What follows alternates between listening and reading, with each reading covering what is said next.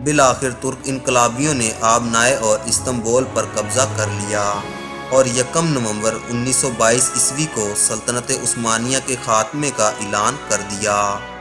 आखिरी सुल्तान मोहम्मद शीशम वहीदुद्दीन 17 नवंबर 1922 को मुल्क छोड़ गए और माहिदा लोज़ान के तहत 24 जुलाई 1923 ईस्वी को बाज़ाब्ता तौर पर तुर्क जमहूरिया को तस्लीम कर लिया गया।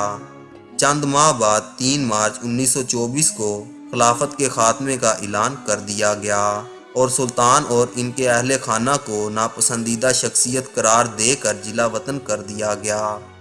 50 साल बाद 1974 ईस्वी में तुर्क कौमी मजलिस आला ने साबिक शाही खानदान को तुर्क शहरियत अता करते हुए वतन वापसी की इजाज़त दे दी। सल्तनत उस्मानिया के खात्मे के नतीजे में जो नए ममालिक कायम हुए उनकी तादाद इस वक्त 40 बनती है।